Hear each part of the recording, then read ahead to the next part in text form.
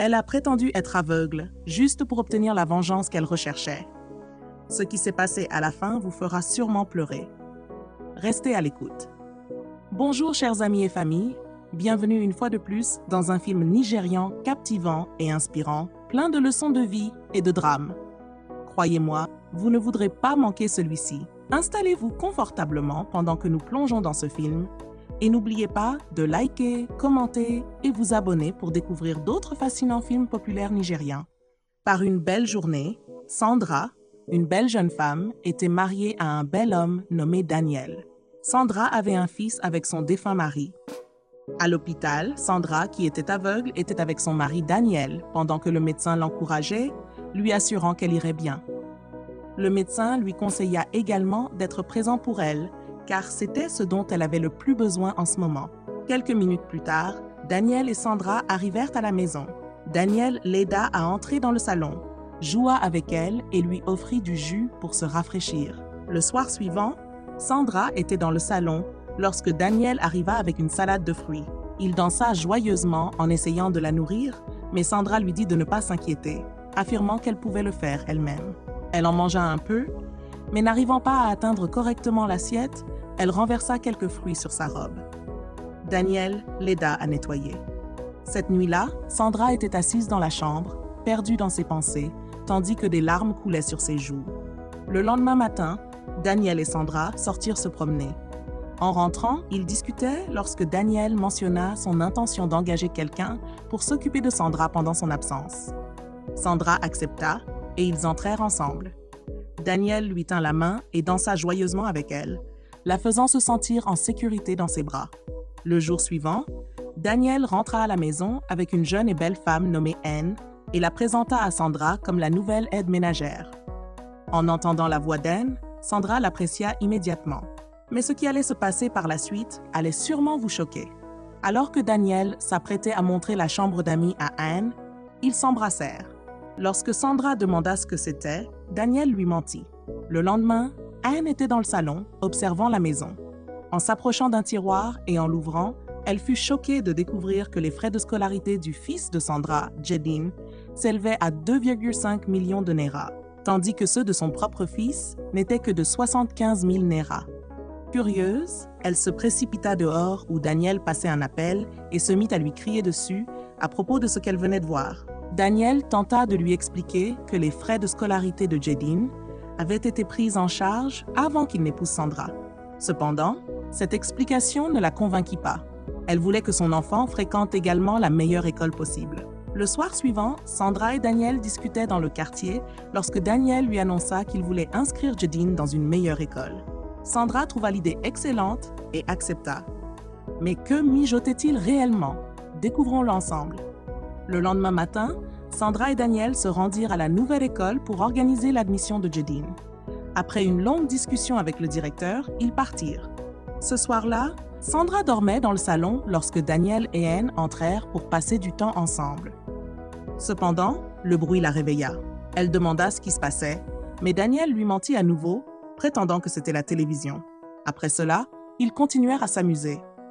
Plus tard cette nuit-là, Sandra était dans sa chambre, cherchant sa canne, lorsqu'elle glissa, se cogna la tête contre le lit et tomba au sol. Quelques minutes plus tard, elle se réveilla, prise de vertige. Devinez quoi, les amis? Elle réalisa qu'elle pouvait désormais voir clairement. Excitée, elle descendit avec une bouteille de vin et un verre pour célébrer avec son mari. Waouh! Cela méritait vraiment une célébration. Mais devinez quoi? L'inattendu allait bientôt se produire. Continuons. Sandra, toujours à la recherche de son mari, le trouva au lit avec Anne. Immédiatement, la bouteille de vin lui échappa des mains et tomba au sol, attirant l'attention de Daniel. Il se précipita dehors pour voir ce qui s'était passé. Sandra, cependant, s'excusa pour le désordre qu'elle avait causé. Anne lui dit rapidement de ne pas s'inquiéter et qu'elle allait nettoyer pendant que Daniel aidait Sandra à s'asseoir. Réalisant qu'ils ignoraient qu'elle avait retrouvé la vue, Sandra décida de garder le secret tout en versant silencieusement des larmes. Le lendemain soir, Sandra était assise dans le salon lorsqu'Anne porta un verre de jus. Peu après, Daniel entra discrètement et lui et Anne s'embrassèrent et se serrèrent dans les bras. Pendant ce temps, Sandra, qui était assise, les vit, mais continua de garder le secret.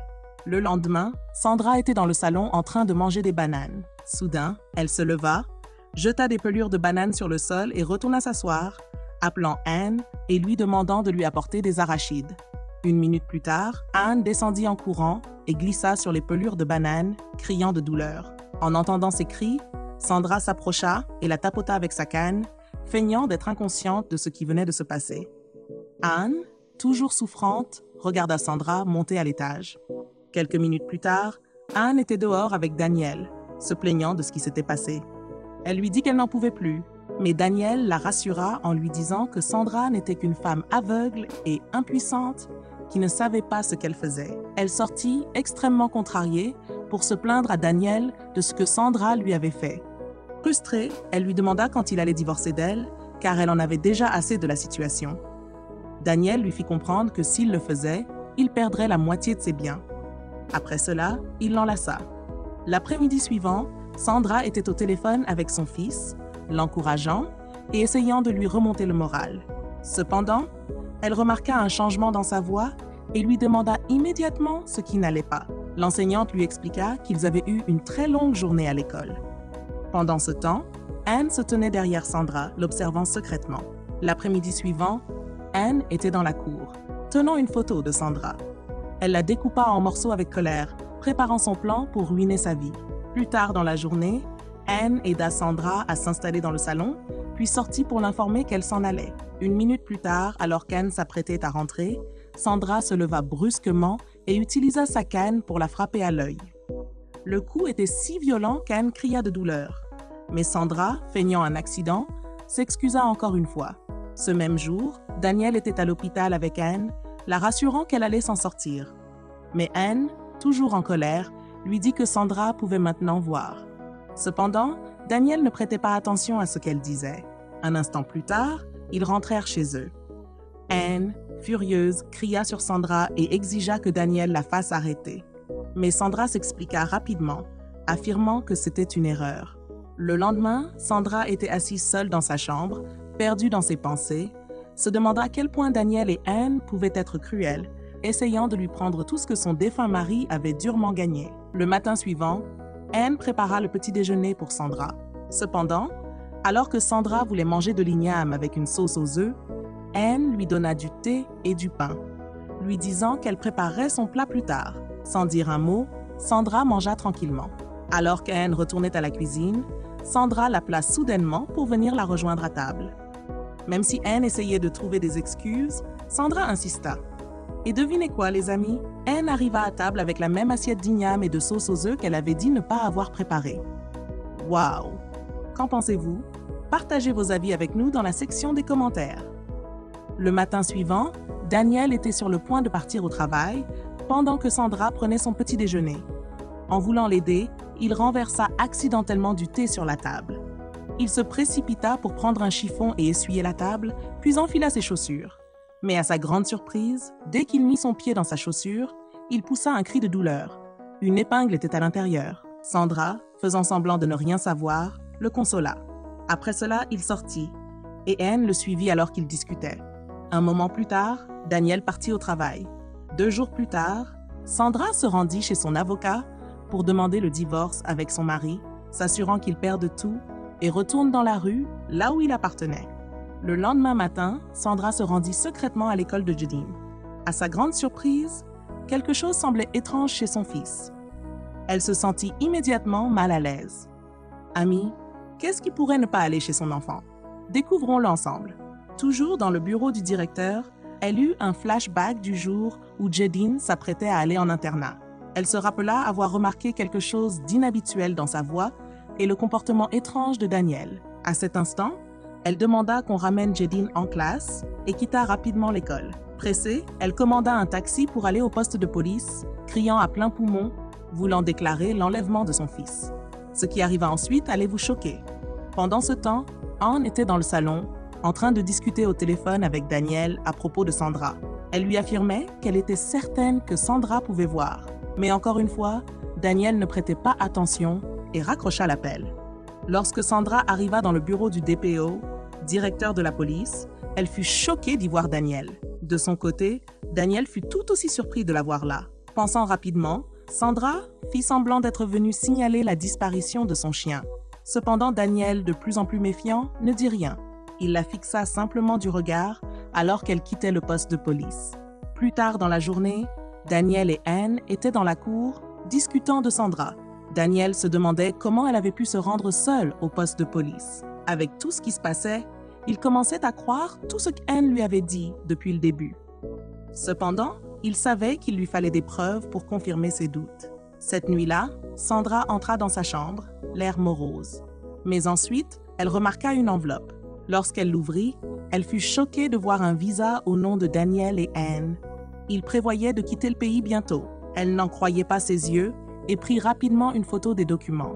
Le soir suivant, Sandra était assise seule dans la rue, se sentant perdue lorsqu'un homme nommé Monsieur Lawrence vint s'asseoir à côté d'elle.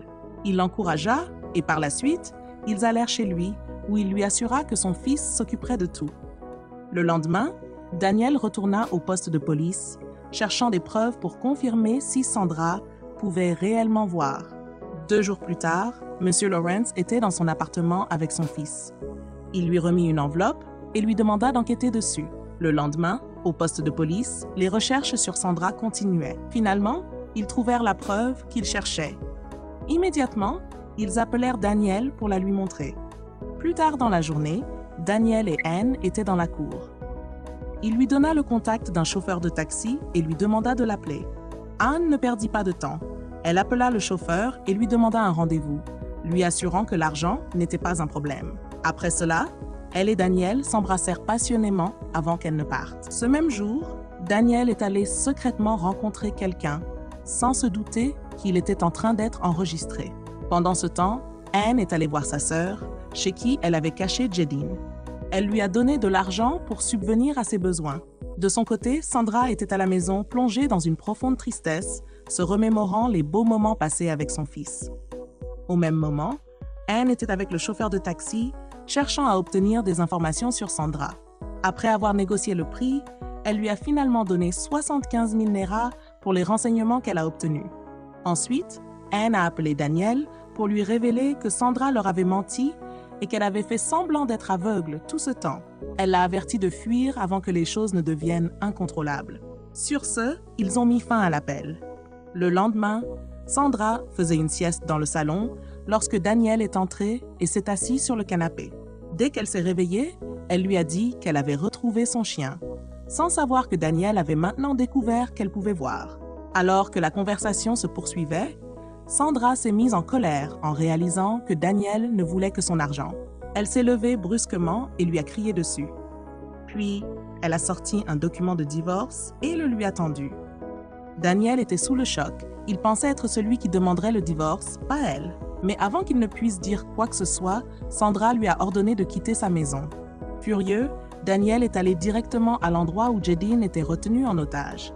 Il a laissé éclater sa frustration, mais Anne l'a rassuré en lui disant de ne pas abandonner, car ils avaient toujours Jedine. Elle lui a rappelé que Sandra ne pouvait pas de perdre son fils. Ce que Daniel ignorait, c'est que des policiers surveillaient déjà tous ses faits et gestes.